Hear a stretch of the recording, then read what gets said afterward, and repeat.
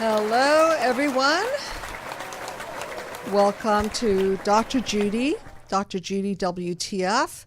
And on air, we have tonight my life coach, Yitz Epstein, very involved at the Psychological Healing Center, healing narcissistic injuries.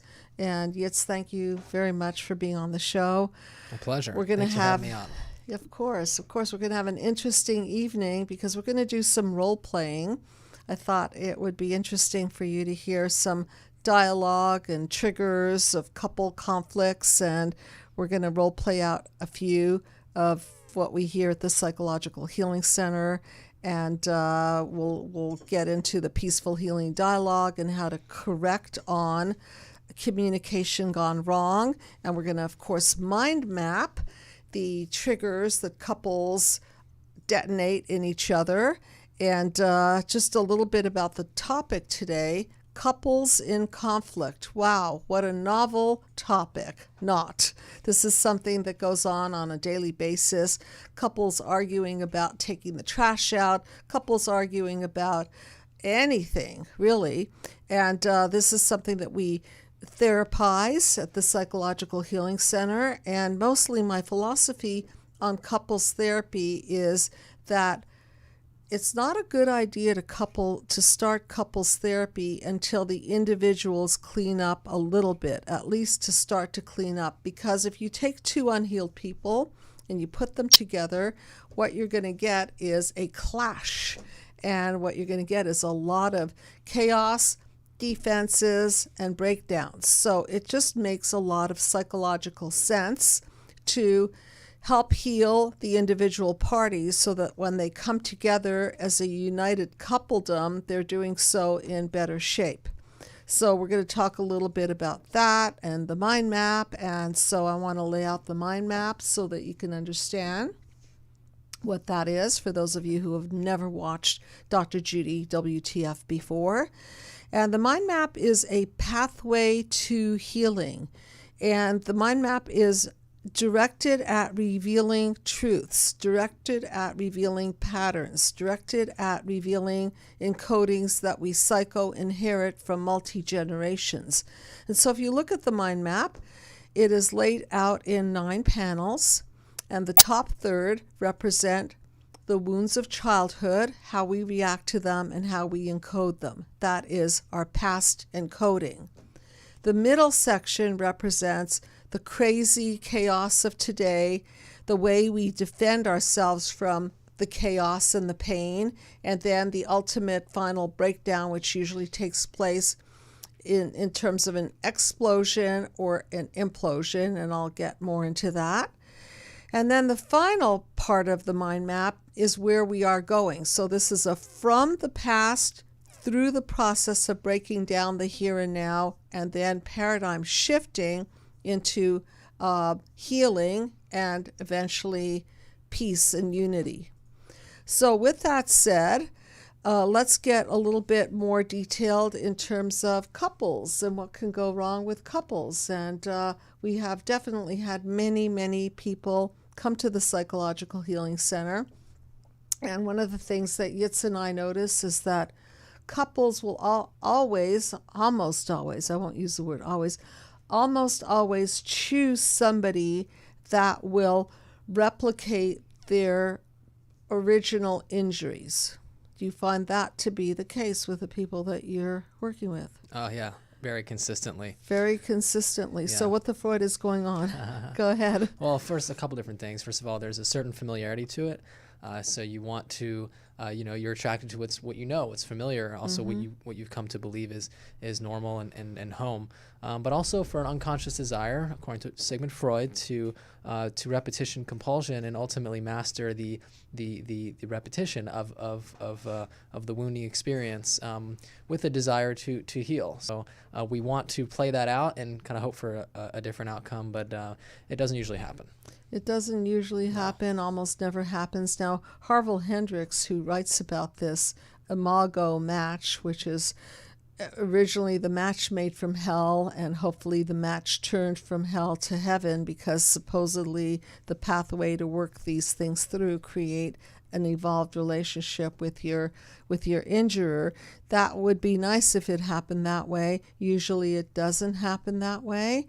So why people wish that it would is exactly what Yitz were saying, is it's not like we're stupid and we're picking people on purpose to injure us. We really, really want to bring back the original wound and work it through and have a happy ending. So, for example, if my mother, my father, and my blueprint if they were rejecting people, I will pick a rejecting person. Not, again, because I'm stupid, but because I want to fix it. So unconsciously, consciously, I'll pick a rejector. At first, it may not even appear that the person is a rejector. Over time, this rejection will unfold. And don't forget, that rejector person also has a blueprint. So maybe that rejector person is an avoidant, and maybe he's picking a person who is smothering. So two pieces of the puzzle fit together, injure each other, and now we're off to the races. WTF. Panel 4, 5, and 6.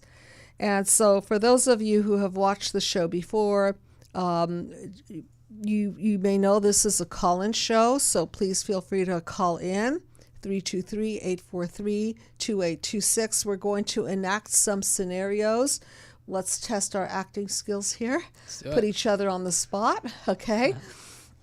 And then you can call in and ask questions, and we're breaking down these conversations in terms of original childhood wounds, original reactions to the wounds which live in the amygdala, and then how we create how negative core beliefs are created out of that, and then how they are detonated by our partner, triggered by our partner.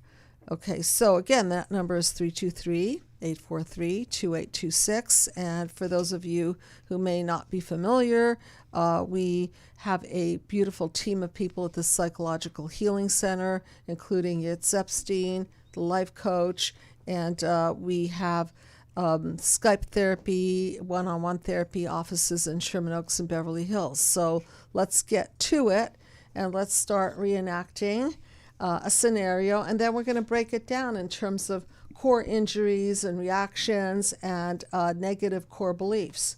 Okay, so Yitz, I'm going to be your wife for this scenario, okay? All right. Okay, so Yitz, I'm really, really angry at you. Darling. Don't call me darling, okay? Well, I'm not in the darling kind of mood, actually. First of all, don't attack me like that, okay? I don't know why you think I did anything wrong. Well, I'll tell you in a minute if you would let me. Well, you know what? I'm just not interested right now because you're angry and you're letting it out on me. Well, I'm sorry, but I'm not going to keep it in because I'm getting sick of this, okay? I've told you 3 times to take the garbage out. You don't do it. You know that it's important. You know that I have 2 babies to manage at home. You know that I don't have time to leave them alone and take the garbage out.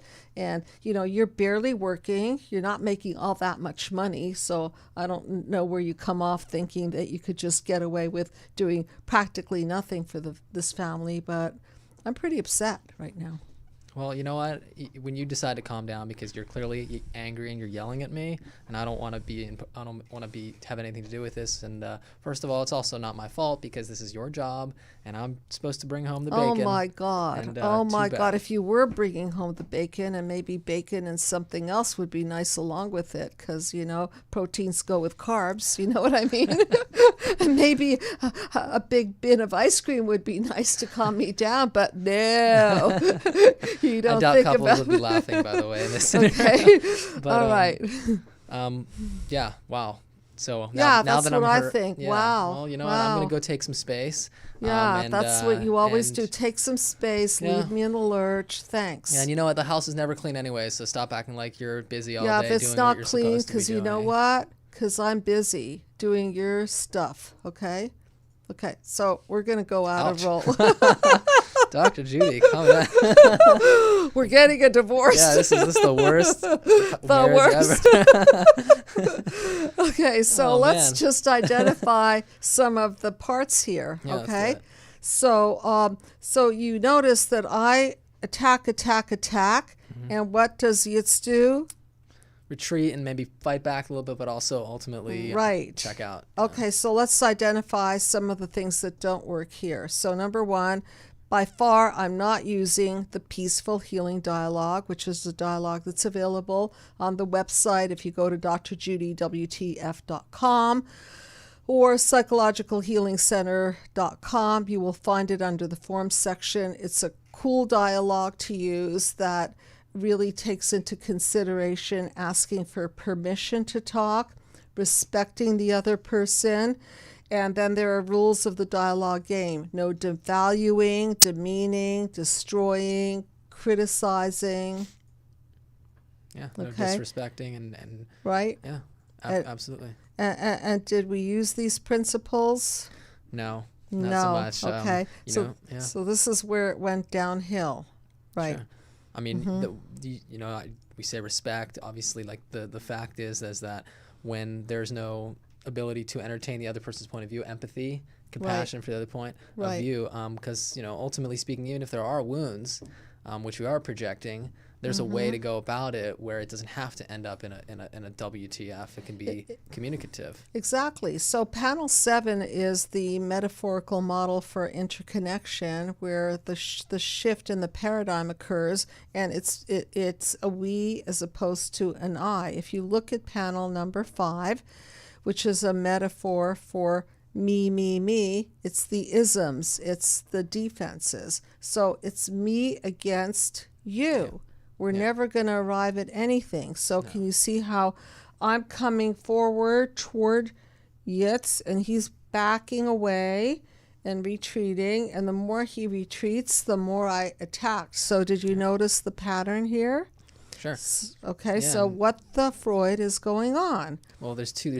I mean, there's connection, and then there's the clashing. Obviously, clashing the defense mechanisms. And when we're coming from a place of wounds, there's gonna be you can only have one of us, because one of us is gonna needs to get our needs met, our wounds repetition. But when there's connection, then there's two of us, and we can take our wounds out of the relationship and kind of connect and keep the bond, as opposed to having to break it down. Right. So we were talking about this earlier. So instead of attacking the person, we're isolating the problem. In a proper communicative relationship, we're saying that the problem is the problem, not the person, and that we as a team are dedicated to solving the problem so that we can co-create a better team. Sure, absolutely.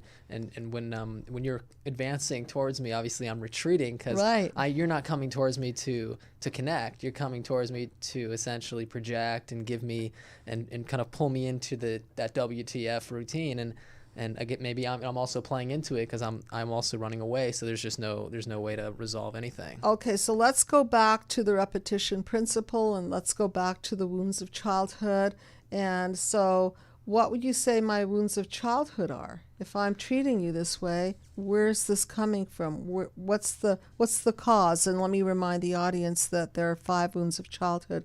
There's physical abuse, there's verbal abuse, there's emotional neglect, abandonment, and then there's smothering, and then there's sexual abuse. So what do you think is going on here? Well, I would say abandonment, because you're maybe trying to trying to be heard, trying to be seen, trying to get your voice heard, and you're used to having to maybe run after people or run after mom and dad to get your needs met. Yes. So in this same case, maybe the abandonment's getting triggered because I'm not, or maybe I'm coming across as if I'm not doing my role. Right. So then by you coming, getting triggered, I'm being abandoned, kind of coming after me to say, hey, don't abandon me, come and prove to me that you're here and that you're not running away. So we only wish we could talk so vulnerably. So if I said to you, wow, I'm really, really hurt. It's so scary for me to be alone in the world with the 2 kids. It seems like you don't love me. It seems like you don't care. It seems like you're not there for me. And I'm just really, really scared and hurt. How would that change the conversation? Well, first of all, it would open up the opportunity for myself to be vulnerable and be like, you know what, when you come after me or make me, say you or feel accusatory, then I feel like I'm being maybe, emotionally abused or pushed away, pushed around, bullied. So that's how I feel. And how could we, and it kind of opens up the door to, well, how could we then discuss this so that we can, be there for each other as opposed to push each other away. So human connection doesn't mean that I'm paying you compliments. It really means that I'm telling you the truth from my vulnerability. So rather than build this defensive wall around myself or having a reaction to what you're doing, I'm going basically emotionally belly up. And I'm telling you truly how I feel about my experience of you, and then you can then go back and do what? And go essentially self-reflect and identify your own. Each person can kind of realize that what part they played in it, right? Reflect and ultimately heal, and then the relationship can really come together in a healthy way, where you're not replaying your wounds, and actually connecting and not just killing each other. Right. So imagine if I took the responsibility to own my own stuff and started working on my wounds of childhood and realized that my abandoning mother, my abandoning father, so the way I'm talking, I'm trying to reconstruct what that might be. Maybe my father didn't bring home a lot of money, and maybe my mother was strapped with over responsibility, and my father maybe was really angry at my mother because she wasn't being affectionate enough, and it became this very trigger happy zone for them. So maybe if I watched all this, and if my husband was treating me like the past blueprint, then I would already be set up to be angry at that, because I would have watched this over and over in my family of origin. And that's the Freud. Yep. So then tracing it back, wounds of childhood, abandonment, not having my needs met, feeling like I'm all alone to fend for myself, reaction, anger, frustration, hopelessness, helplessness. It all gets triggered, absolutely. And what do you think my core beliefs are based on this conversation that we just had? Well, maybe I'm not worthy of being taken care of. My needs are not important. Right. People are always running away from me, and even if they commit to me, which as a husband would or a partner would, they're going to leave and not be responsible. Right. And also just to touch on a point you mentioned, looking up at parents or the communication patterns, we that's a template for how we communicate in relationships. So That's unless right. we identify that was mom and dad, that's not necessarily how you want to continue, and to heal just your understanding of what healthiness is and what a healthy blueprint is, can go do wonders with your current relationship. Okay, so now let's mind map your blueprint. So what do you think your childhood wounds are based on what is transpiring here? I would say smothered. And Smothered. Made to feel worthless, made to feel like I'm always wrong. Always wrong. Right. Never doing it right.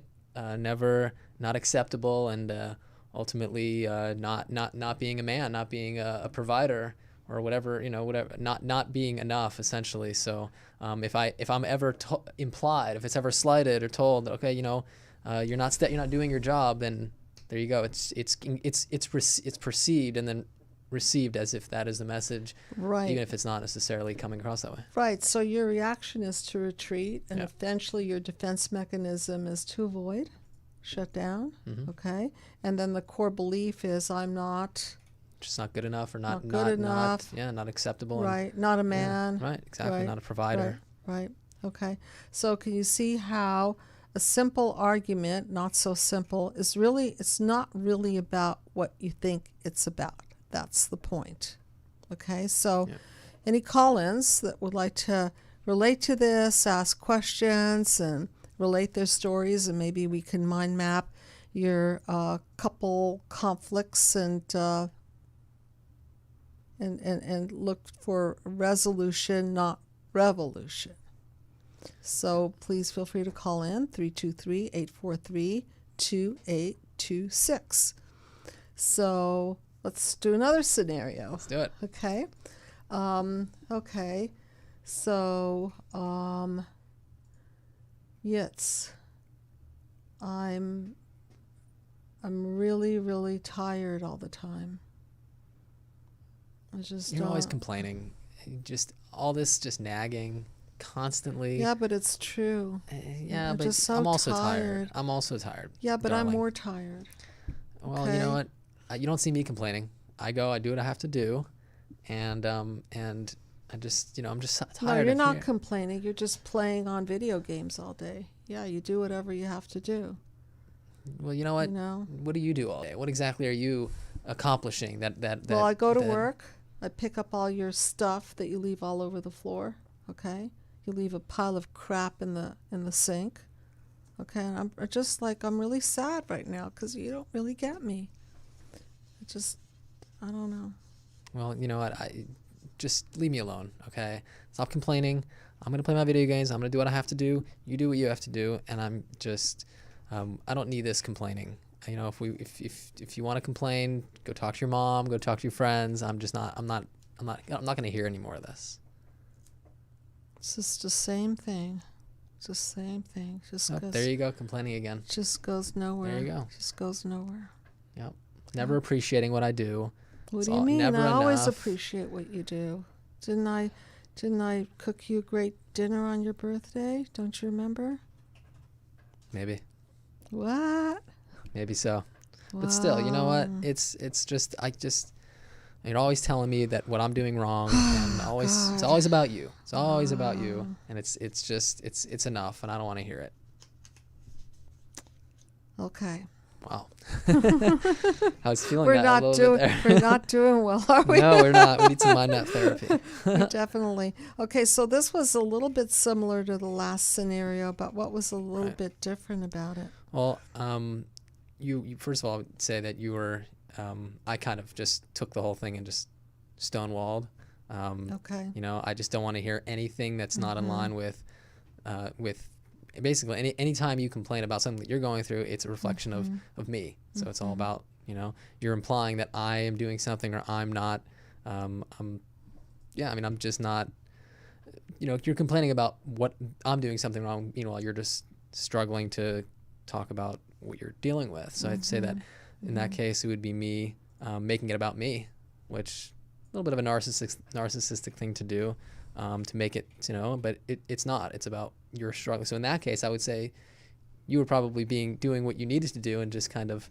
I think we have a phone call, but I just want to say, did you hear the hopelessness in the conversation? Yeah, I did. I wasn't pushing back as much. I was just kind of like giving up. And we have a call-in. So hello, you are on the couch with Dr. Judy and Yitz Epstein, our life coach. And what is your name, please?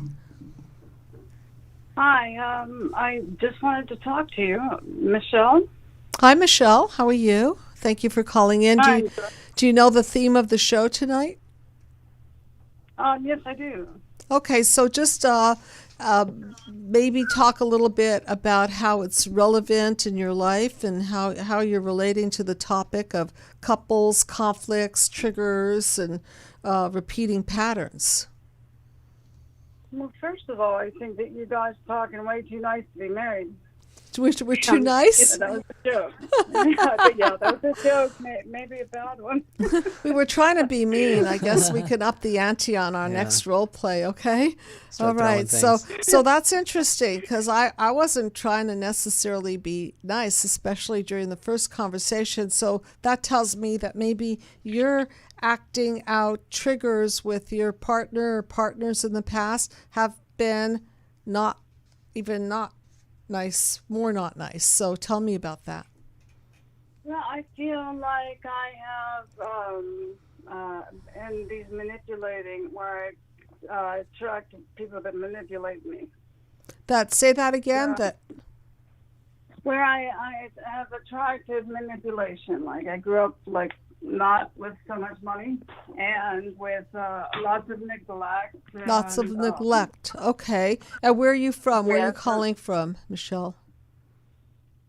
Texas. Okay. Okay. Interesting. We've Yes. talked about to 3 people today from Texas. So tell me what kind of communication style you find yourself engaging in, what part you play, and let's try to mind map it, and also add what kind of partners you're picking. Well, I thought that I had figured out already that I had what I had growing up. And so since I was neglected with things and food and all kinds of things. Oh, your and then I learned basics. to take care of myself and became very self-sufficient. Mm-hmm.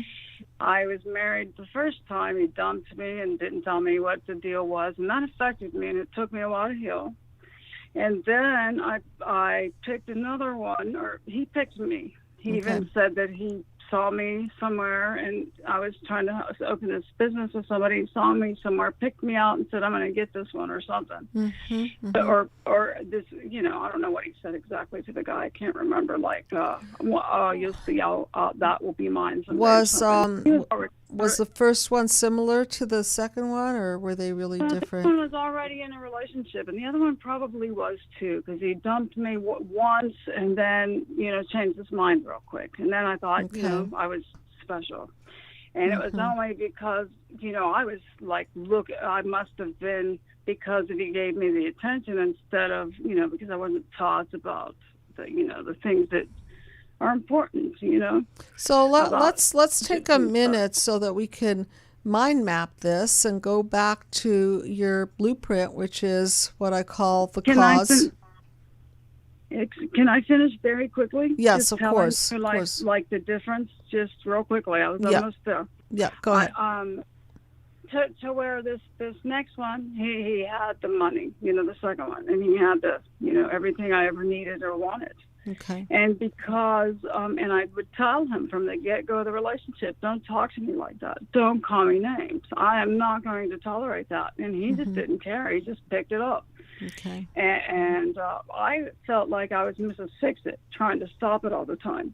And then it got physical. And then I had to make a decision, because I'm not going to let anybody put their hands on me. Okay. And so my dad, was physical with my mother, but my mother never stopped talking about it. And which made it worse, because he was, I was long gone. And, it was all Dad's fault. And I thought once Dad was gone, it's going to be better. Well, it wasn't. And then I figured it out. And I thought I had this figured out a long time ago. And what did you think you figured out? What did you figure out? That I had a mother that was, neglectful. I knew that. And I knew she was selfish, and I knew. Okay. I just had this thing where I thought people changed, I guess, like a misconception of maybe by them telling me that's how they were going to do, or it's going to be better, what my mind had gathered from, it being my dad, I'm also thinking that the second husband did give you some things that you didn't get in your family of origin, you didn't get from your first husband, which is that he was somewhat of a provider, right? He had money. Yes? Yes, even the first one was. I have never had like that, because I had made my mind up that I was going to take care of myself. So I guess that wasn't the problem I was attracting, Okay, Okay, go ahead. I don't want to interrupt you. I just wanted to take the time to mind map this, because this is showing There's a pattern. only one more thing I want to say. Sure. Is that, I couldn't stop the progression of the abusive behavior, and I feel I came from an abusive home. Yeah. And it's the last thing I wanted to put 2 children in.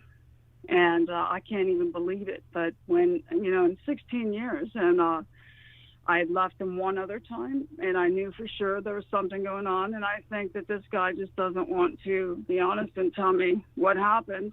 Instead, he would rather do this. So how did I attract that from, thinking that I had it figured out, and I finally let everybody go, just everybody. And so I'm here in the world starting over by myself. So here's the power here's the power of the unconscious, is that you've said several times, I thought I had it figured out, I thought I had, and you might have had it figured out in your logical system, but there's another system that Yitz and I are very aware of, psychologists are aware of. It's called the unconscious. It's the psychological system, and the psychological system is not logical. I understand a little bit about the subconscious mind, but not a lot, I guess. I don't know what's causing, like, I just, and I'm mad, Well, yeah, because you thought you had it figured out and you thought you would do better, and each round wasn't so much better. So if we look at your blueprint, which is your conflicting parents and possible, you said, some level of domestic violence or arguing, is that correct? Yeah. Well, after his, he got physical with me, putting his hands on me, because, like I've called women's center after that and talked to them about it, because it's been, pretty complex. Hey, somebody puts their hands around your neck, you shouldn't be there. So I want to tell the audience and you that parents set the bar, and in your case, it was a pretty low bar, and there was a lot of neglect there, and basic needs were not met, so that when you had your basic needs met, then maybe you in some way assumed that if the person was meeting your basic needs, then your emotional needs would be met as well, and then they weren't, and I think you were surprised. And so it's really, really important. Thank you for that. Pardon me? Thank you for that. Yeah, you're welcome. And that's why I didn't mean to interrupt you. I just wanted time to shrink it so that you can have the insight, because the more power you have in knowing the truth, then that power of consciousness, of being conscious and aware, gives you the power to see better and see into new situations. There's a concept that Yitz and I have talked about called positive projection. So just because you hope and wish that that person is now going to meet all of your needs just because he brought a rose on the first date, doesn't mean that he's earned the right to be a great guy. You see what I'm saying? So you can't just positively project all these qualities on people. They have to earn these qualities. And there's a concept that we've spoken about, certainly I've spoken about on air, called love bombing. And when people come across really sweet, needy people who haven't, for example, developed a strong sense of self because their core needs were not met, well, they'll take advantage of people like that. Good bait. Okay, so what I want to leave you with. I did figure out that's what happened to me. Okay. Over, So I want to leave you with the idea. Yeah, I just want you to leave you with the idea that the more you can understand your blueprint and what you copied and what you assumed and the negative core beliefs that wrap around your view of self, core beliefs like maybe you don't deserve love, or you're not lovable, or you're not good enough, or whatever that is for you. Once you start unraveling that and raising the bar, then I think that your choices will get better. So I also want to extend to you any time to call the Psychological Healing Center, and we could go into it further. And if you feel that this is a system that you would benefit by, then let us know, and we'll put a plan together. Okay? Great, son. Thank you very much. Okay. That right there, that was good, but I won't stop, and I'll look more into you. Thank you. And do get a free copy of my book. Yes. Okay? Okay. Yes, I will. Okay. Absolutely. Thank you. Thank you for calling in. And I want to remind the audience that I started doing mind map painting. And if you look on my YouTube, Dr. Judy WTF, you will see my panel 1 mind map painting live streamed, and my panel 2 mind map painting live streamed, where I take the process of painting and break it down into what the Freud is going on in panel 1 and 2. So I invite you to like that and watch that, and of course like us on our Facebook, and review us on Yelp or Amazon, the book, and we really appreciate that. And so let's do one other scenario. Maybe the scenario could be, you want to pick one? Sure. Sure, go for it. Darling, whenever I come home, you're just sitting around doing nothing, and I feel like I deserve so much better. And you do deserve more. I do deserve more, and do. just let me talk, okay? Let me just say what I'm going to say. Always interrupting me. I would like to. When I come home, dinner should be ready, laundry put away, kids bathed, asleep. I mean, I'm just sick and tired of coming home, and I work hard all day doing whatever I need to do, and you do nothing, and I'm sick of it, and I don't want to talk about this, and tomorrow better be different. I know that I'm very, very appreciative. I'm very appreciative that you married me. I really am. Please give me another chance. Just make sure it doesn't happen again, okay? Please. Maybe. Just give me another chance. I'll give you another chance. Don't be that angry. I promise. I promise tomorrow I'll have the dinner ready. All right. I will. Okay. Just please don't be angry, okay? All right, thank you. Okay. But you know what? It better be that way, because if tomorrow I come home, I will. I don't want this again. Really, Yeah, but you said that before, and you keep saying I know. it. I know. I It's really want to. I mean, you're worthless. Okay, you're worthless, I know. and you're just never enough. And you know what? If it happens again, I'm leaving. Oh my and God. I'm no longer interested in my God. this relationship if this happens again. I will promise you. I'll get up early. I'll have your breakfast ready, okay? The kids will be bathed. I promise you. Okay. Just don't leave me. All right. We'll see what happens, okay? No promises. Oh my God. I'll give you one more chance, though. Well. Oof. Okay. Yeah. What the Freud is going on there? What the Freud there? is going on there? Right. So, from my perspective, I'm obviously extremely narcissistic, and I think obviously extremely entitled, and it's about me. It's all about me. This relationship is just me, and probably because I was narcissistically abused myself, and therefore I want to kind of get back at the and feel like the So even though this was a perpetrator. role play, were you fed by my weakness? Absolutely. You were fed by it. I could absolutely. feel it. Yeah. I mean, I felt It that it made me feel very good. Yeah. So that's a certain that's the so in your case you would be like the codependent who just kind of goes along with it and wants at all costs to keep the bond. Yes. And I'm aware of that too, so I can take Yes. advantage of that. That's right. And make you feel whatever I want, and you can't talk back because I'll just threaten to walk away, which is your wildest fear. That's my wildest fear. Yeah. So can you hear the backbone of dependency? Yep. So I'll just shrink my own panel 1 wounds. Fear of abandonment, obviously. Fear of verbal abuse, maybe a little bit of threat of physical abuse there. I don't know. I don't know how far you're going to go. But definitely I will beg and plead to keep the bond at all costs because I can't go through another loss. So people, let's say, who have been foster care to foster care, that would be one example. People who have had parents missing, either emotionally or physically, people who have not appropriately bonded, or the threat of the bond has been always in the air. And do you see, audience, how scared I was and how diminished I was? And so my reaction was to retreat and become smaller and smaller and more timid, really, Obedient. and scared and Yep. obedient.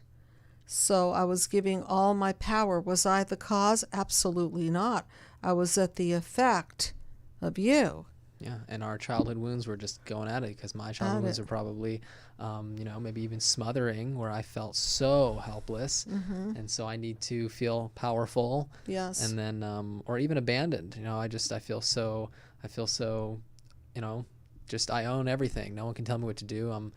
There's an aspect to it, I believe. And then you're coming from that abandonment perspective as well. So it kind of feeds into each other like a perfect match, and it'll keep going. It doesn't sound like you feel abandoned, but underneath the defense mechanism is a fear of abandonment. Right. So I want to discuss a concept called projective identification. Sure. So you're projecting your abandonment feelings into me. Right. I'm feeling them. You're exacerbating them. So I'm carrying that abandonment wound in you, and you're able to power over it and control it, and you're the one-upsmanship on the abandonment, and I'm acting as though I'm the victim of the abandonment, and I never really form a boundary. Okay, so now let's do a corrective of that. So one of the pathways to healing in the mind map system is to find our indignancy. So if I'm speaking indignantly to you, I would say, look, I would appreciate it if you don't talk to me like that. That's just not okay. If you want to leave, you leave. I'm telling you how I feel. I'm telling you what my needs are. Your needs seem to be way out of line. I know I've tolerated them for a long time. It's just that I'm healing now, and I'm not going to be tolerating them, and I'm hoping that you will heal also, so that you don't have to use your power in a non-constructive way. I'm hoping that you'll get help too, so that we can come together in a better way without your being such a tyrant, because I'm not timid anymore. Okay? And my timidity is not a sign that I'm going to leave you. My non-timidity is a contribution, so you don't have to be that exaggerated part of the seesaw. I'm coming to meet you in an equal space, and I'm just hoping that you will dial down your demandingness and your authoritative position, so that we can have a relationship here. Sure, and then that forces me to either, if I would continue down my narcissistic pathway, then I blame you for everything and maybe check out, be like, oh, she's, standing up for herself, and I'll take that as a slight to my sense of, power, and authority.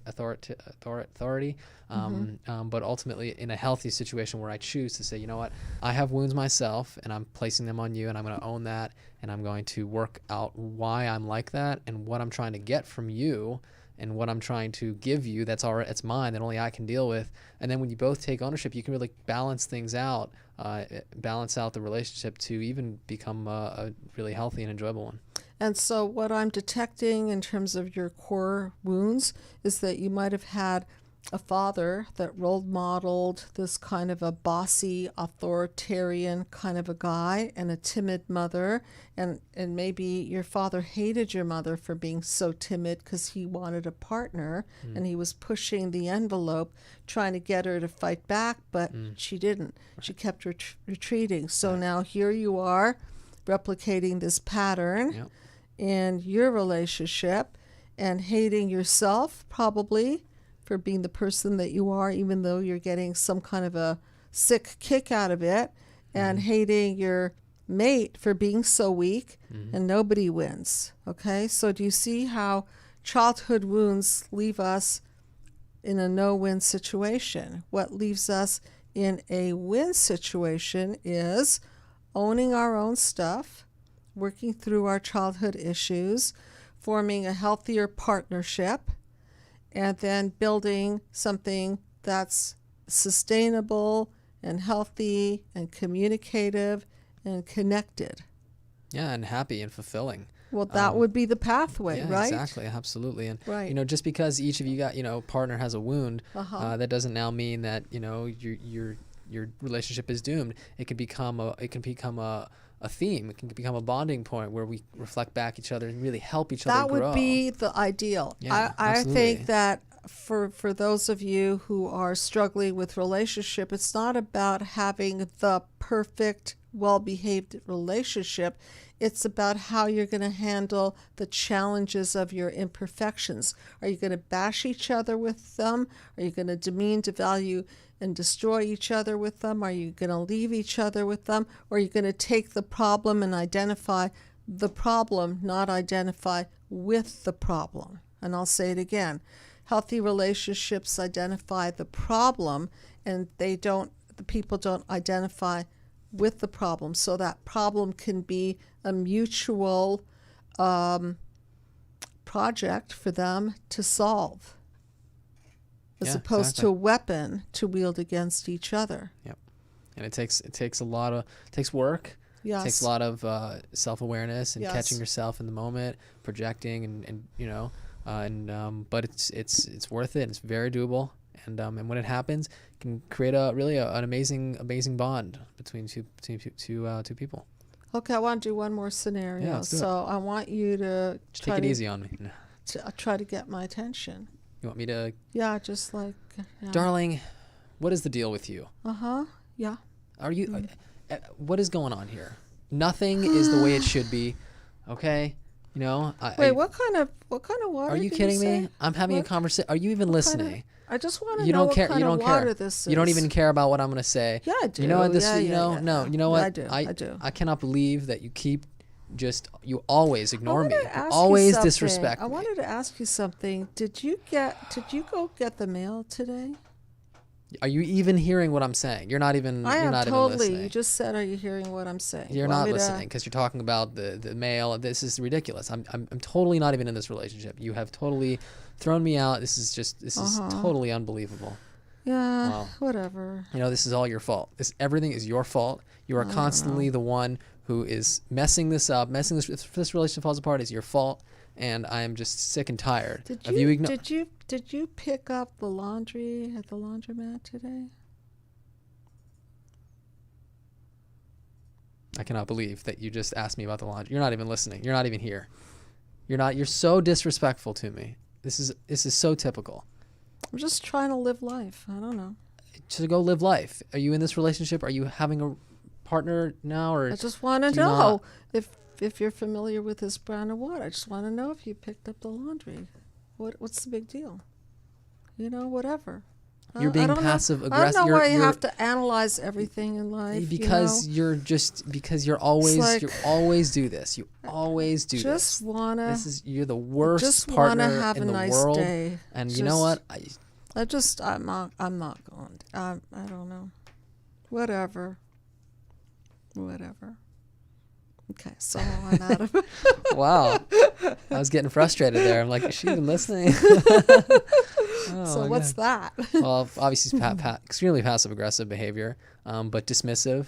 Very and dismissive. Totally not taking me seriously. And in that case, I react because of a childhood wound, and it might be just want to attack you because you're not even entertaining what I'm saying. And it's just my words have become pretty worthless. So I was being human disconnect, right? I was playing with the bottle of water and my pen, and I was asking you questions that were unrelated to anything that you were saying. And so that would be an example. Oh, question from the chat room. What if the other person refuses to look at their wound? Well, yeah, that's why couples therapy is not very useful until people come to the point where they want to look at their wound. Look at this little transaction that went on. I in the role play, refused to look at my wound. I refused to look at the fact that I was disconnected from my partner. I refused. So what do you do when you have another person that's disengaged? It's a problem, isn't it? Right? Yeah. So oftentimes you see one of the partners growing and healing and the other one just stagnant, and sometimes it leads to a breakup. Right. So what do you do with a partner who's disengaged? They do not respond appropriately. You hopefully get some help so that you don't burn the entire relationship. Sometimes it won't work. Yitz was trying to point out to me, where are you? What are you doing? Why are you looking at that? Where are you in this relationship? So a lot of relationships are like that. Where are you especially in this day and age? We have relationships where one partner is on the computer all day, playing video games, gambling, watching porn, drinking alcohol. I mean, this is the era of human disconnect. And I've been saying this a lot lately. There isn't a shortage of money and oil and these kinds of commodities. Well, there may be, but I think the biggest shortage we have today is human empathy and connection. We're having a shortage. So what do you do when you discover and notice that your partner is disconnected? I think you try to point it out and say, where are you? What's going on here? I feel disconnected from you. And if they're just like, whatever, there's not a lot of juice there to work with. If the wire is unplugged and there's no electrical current coming out of there, then your partner has a problem. They're afraid of their emotions. They're afraid of intimacy. They don't want to engage because they may be relating to people as an aversion. Maybe in my world, I don't want to get into it because I'm scared. I don't want to confront my feelings. I don't want to talk about things. So I avoid, disconnect. And that's my defense mechanism. Yeah, there's plenty of things that distract you. So right. Yeah. And hopefully either get that person in therapy so that they can reconnect their own human disconnect and be a viable partner, or choose somebody who's more connected, because that's a very unfulfilling relationship. I remember I was in a relationship, I think I mentioned it, with a covert narcissist, and I was talking about a dream that I had, and his answer was, that's nice. So, it's not nice to be with people like that.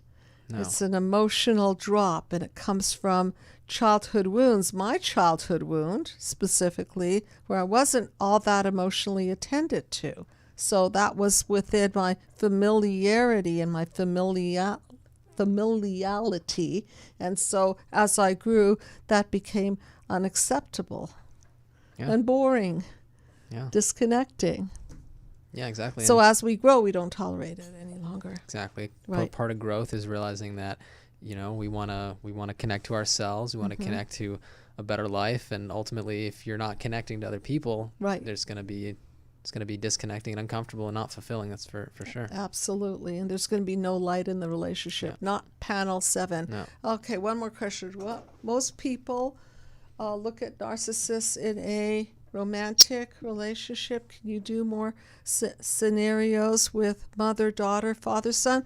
I think we will. That's a great idea. So maybe what we'll do is role play some mother, daughter, father, son, mother, son scenarios. Are you up for that next time? Sure. So let's do some more conversations about disconnect. We talked about that today, but then decided to keep it focused on romantic relationships. But obviously, this disconnect happens at the workplace, in families between parent and child, siblings, and so on. So thank you for that, and we will continue that. And I know we only have a handful of minutes, so let's do the Shrink That Tune. And here, Yitz, I'll let you read it, and we'll shrink it together. And you pick the song, and why did you pick it? We'll find out. Okay. This song is called Don't Speak by the band No Doubt. No doubt. No doubt. So, you and me, we used to be together, every day together, always. I really feel that I'm losing my best friend. I can't believe this could be the end. So he's sounds like a relationship breakup, which he's maybe being triggered by, extremely hurt. So let's continue. It looks as though you're letting go, and if it's real, well, I don't want to know. So she's walking away, and she's kind of in denial. She doesn't want to know. Right. If it's really that he's not into her and over it, she doesn't want to know. Right, because it's too painful to waken up, to get triggered and awaken those childhood wounds. Right. Don't speak. I know just what you're saying, so please stop explaining. Don't tell me because it hurts. So don't even just walk away. I'm gonna just check out. And it sounds like that defense mechanism there is just to avoid it. Avoid any type of confrontation of this being the end. No peaceful healing Not at dialogue all. invitation there. Not at all. Okay. So I know what you're thinking. I don't need your reasons. Don't tell me because it hurts. Our memories, they can be inviting, but some are altogether mighty frightening. As we die, both you and I, with my head in my hands, I sit and cry.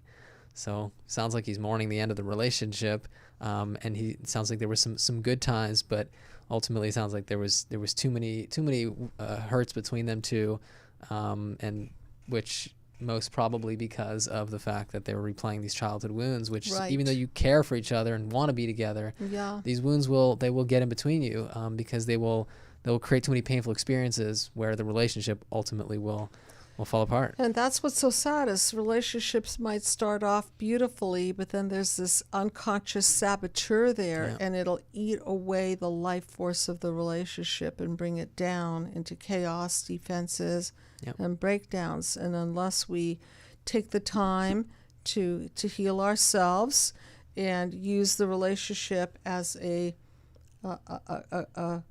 playground, so to speak, for self-reflection, self-improvement, showing unconditional love and care, and bringing to the relationship truth, not in a bashing, clashing way, but in a way where the other person grows as a result. That's what I think is a hallmark of a good relationship, when two Yeah. people are willing to own their stuff, self-reflect, self-correct, and they're in the service of bettering themselves and the other person. I think that Yes. pretty sums up what a good relationship is. That's the ideal. And, Yeah. Yeah. yeah, and that ultimately speaking, if you own your own stuff, if you heal your childhood wounds, you can connect to yourself, connect to others, and just connect. And that's really what it's all about. And for those of you who haven't checked out our blogs, we have some very nice blogs on couples therapy, and a lot of blogs up on the website, and then the mind map painting. And of course, we have an Instagram page, thanks to my social media whiz, Gianna. She's been amazing. And thank you, Gianna. I just want to acknowledge you for helping with social media and blogs and so on. And please like us on Facebook, and review the book, Be the Cause Healing Human Disconnect. And remember that there is a mind map video series available, which I kept at the discounted prices. And we have the beautiful team helping everyone to take the journey from wounds of childhood, deconstructing and paradigm shifting into health. So thank you everybody for tuning in, and thank you Yitz Epstein. And also Yitz has the Narcissistic Recovery Group that he holds webinar and live in Sherman Oaks twice a month. Yes? Yep. So you're welcome to join in and ask about that. And thank you very, very much for tuning in. Good night, everyone.